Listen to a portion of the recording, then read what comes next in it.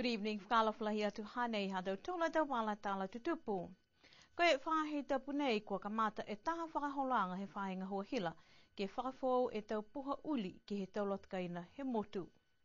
Kua talahau he takitaki he whahi malolo hila ko speedo he tutu. Koe whakamua nei he tause ke whakafou e tau puha uli nei tali mai he tuku po ke whakatutu ke he tau whitangofulu. Kua kamata whakamua e matangahua nei ke he maanga ko makefu. Koe ngahua nei he whahinga hua, kua kamata toi he mga nei ke liu whakafou e tau tūtaki ki loto e tau puha uli. Koe mena tau se whakamua he mga hala ne whanowiko e tau e hila ke motu. Siko puhala ne tau se mga ia koe tau se whakamawhisi. Koe tau ringa koe tau mena ne mohe mga ia kaha. Ai mga nei ko kisia tuai ke lari ke liu whakafou.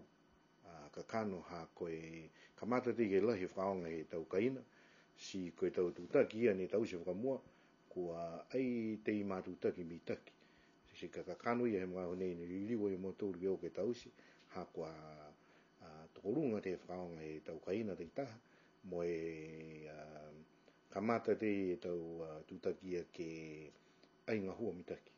Koe ka kano ne whiwhili ma kefu ha koe tāmanga ia ne lauia ai ke he tau peau ne o hake mai he heta. Ala kua whamaupopo whamitaki ia ke tau maanga ia mai ma kefu, whai whuka alofi. Ma kefu, tuapa, na mukuru, hiki tau ngaki. Ru matakawia ne o hake mai tau peau ki ha si ono motoru ke kamata pia motoru o hake. Ke lata ia mai tau ngahua pehenei ke lau matai he ke lata mai tau tūtaki ia. Koe fuafua ke he tahai awhe ue e seo e pohila uli wiko ta kai he motu moe kua whai ono e whahe ngahua ke ngahua whapapahi ke he tau aho ua moe aho lotu he tau mga aho pungi. Ka koe manako ke tau se ke nā kai lauia lahi tau malolo hila ke he tau loto kaina. Koe tahamani ane mana te whakalahi motu ulu kiei. Ha koe ono kiei ha koe ai mga nui ke ua ne puha uri ka tau se ke he tau mga aho hola hiwa ke he hola ngofu maua. Mana ke motu ke liu foki ke toko tolu po ke toko whaa hai matakau ke whai mau hai whai puha uri he mga aho ia.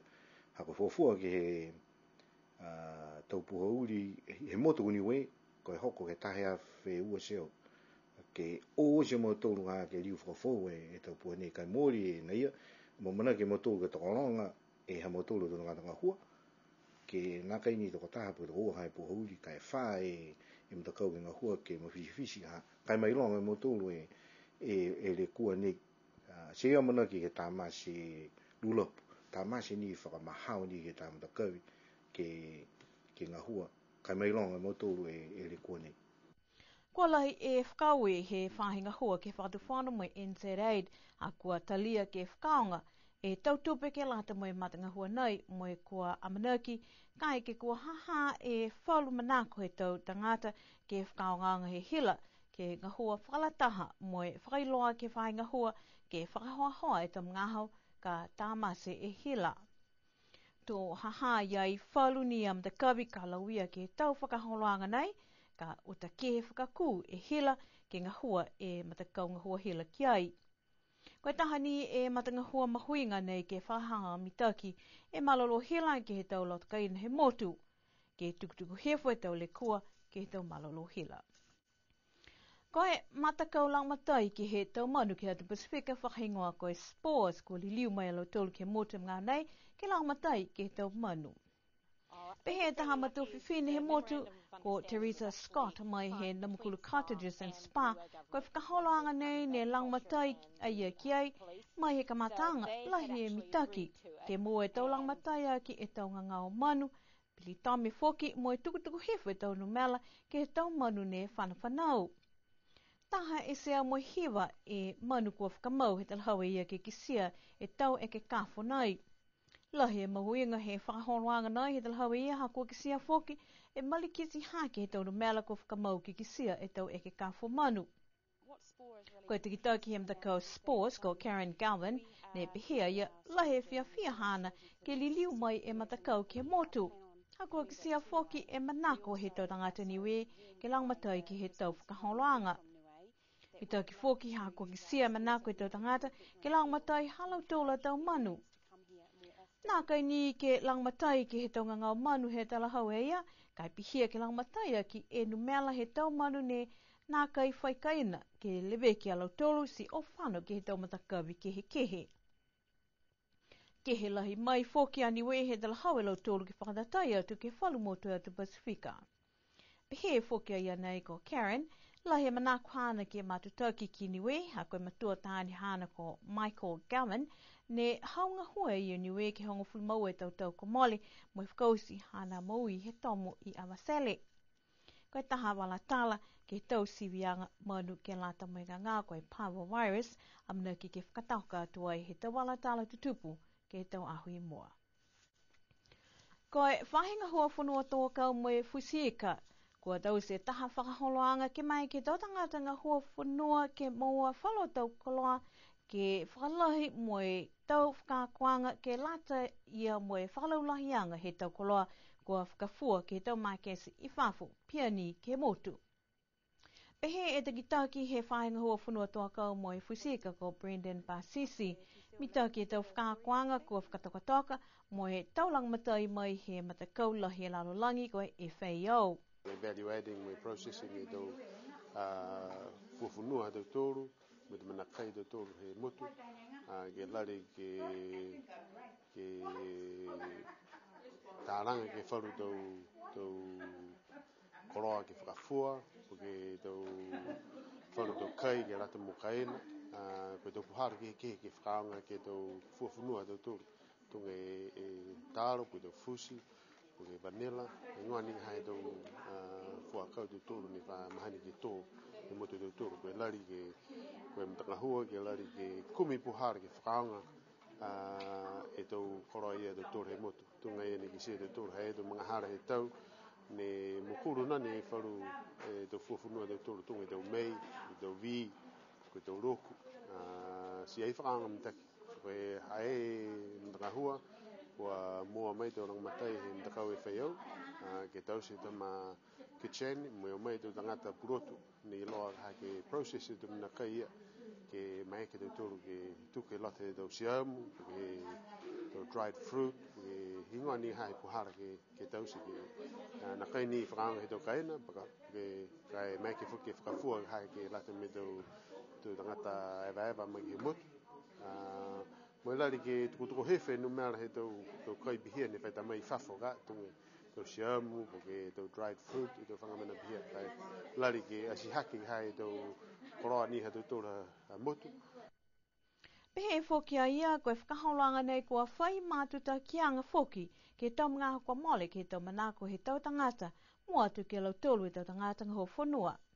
Nā kai koe mana fuaua nei, ha koe mtakahua nei, koe mana tāranga mai ni mau tōru, e tau manatu halau tōru ne whakakise he mai he puhara ka, ringa ua ke tōre tau e ne whae lari ke mua mai tau rangmatai mai whafu, si koe mtakahua koe mana tāranga, o mua ke whakatutāra mo lau tōru, si mai a lau tōru e tau manako, si tāranga e mtakahua nei, si koe hae mga ho nei koa hokotoa te mga ho ke kamata e whikau, si ko whea lahi mai tōru ka mai ke teka hake whakamori tau man ko whakatutara ki ai, mai lari ke langamatai atu ni ka hake lau tōru. Koe taha ukui mai he mtakau FAO got Rosa Roll ne pihea ia mi taki lahi e whakaholoanga pehe nei ke mai ke tau tangata ke kisia ni e tau puhala ke moa mai whalo pale pale ke tau koloa halau tolu. Nā kai i niwe ka mai ke whoki ke moa ka whakafua ki whafo he motu.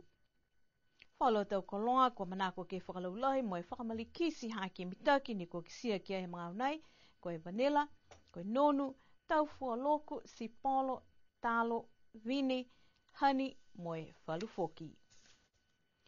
Ke whakahikoa ki hātau tola tau wala tala tutupu, koe whahi tapu nei kua mtalahi mga whaua ha peotangi tālangi ki he taha tau seanga ke lata ia, mai whawhetu ianga he tau atu hau ni tutupu mai ia tālangi, peotangi mo hawhanua. Koe whawhetu ianga nei ne kamate ha whaiumu, mai ko hoko mai, malaya e toko seau he tau mga whaua mai kanata, Australia mo New Zealand ke kau whalataha ke he tau seanga nei, kwa lewa ni he pulenga mo e whakatoka-toka. O ke kakano uho ni tau seanga nei, haka mahanianga i tau tupuna matule wa whakamua, pinga tunu fule tau e kwa mole, ni wha tau se matule i tau whakawhetuianga ke matula kaina ko malakawa, ke tau tupuna ko pope mosiona, e tau okioki wahatapu matulei, si lewa lahi siaki si kwa liu o he wawhewalu, pulenga atu ke hako se hina ko choun, ke maike nake ke liu ke asihaki ke lata me whakawhetuianga me whiloaki he tau whanau he atu hau nei. Si hanei ni kwa tau ke ua awhiongo furu, ni tau se matuki ili alangi, hako e tau whanau ha mga whaoha kolosi ni whakamatapatu, si hake mai fuke matakainanga matulu i Australia ko Eva Thames, me pulenga mai ka maike nake ke tau se matule ta whakawhetuianga lahi pene ki ne he tau ua awhiongo fumaua nei, si ka nei ni tunga ni ko kise tokolonga he tau tangata me mutu kwa maeke matu ke tolo mai ki a kupu whineone ke kamata mai matulu he au whaiumu, au tapu, au niawhine wat ke takai, au nei ke tau tufunga, a pungi ke whakameanga he hala, he kaina matulu i wani, mo e pele wheua whakamutu e tau whanau fuata, a pungi si hoko mea ke aho tuloto whakausi whakamawehe matulu ki nei. Kua fuafua ke molea e tahe seo i lau tole tau mga whaua ko whenanga mai he tau motu ke he mo e fuafua ko e toko ua seo e tau mga whaua ke he motu mo e lahi uka e tau ngā hua e whakatoka ke whakawhetui au loa. Tō tahe uka ma ina tali mai he ua whiongo fulu ne kamata matu ke pulenga me haisia si ka kamatanga iha matu ra mga whaua ke asi tau tupe ai sia to pulenga tau stu whakatoka anga ke lata me taha katoa whahi tupu ni kwa mai ke whakamuri tau ni lahi uka lali fuke whakamawhana ke tau mga whaoa ke kau whakalataha mai longa kaka mga whaoa tō tahe toko longa me tāna mga whaoa lahi e mutuni matuku Niuean. Ka hoke tulot ka whakamawehe tō haisia fuke me pulenga koe hawhea o anga maturu ke ta whakawhetuianga pehe nehi tō tau ne ngalo mai mua. Si iloa lai matulu hea tuloto, koe kowhi taha tau seanga pehi nei tau tau ne ngalo angaia. Kai lai whakau ke tau mga whaoha ke hei seanga tau pulenga me whakamulianga ke lata me matulu tau nanga ni. Ko lahi e whakau e halau tolu ne kua whakatokatoka ke he tau mga whaolau lahi ko kau whalata ke whakamole tau manako ke whakahoko e whakaholoanga nei ke he motu. Hana hadau tolu adau wala talo tutupu ke lata ia mui awhiawhi nei, na no whaa mai mawhala.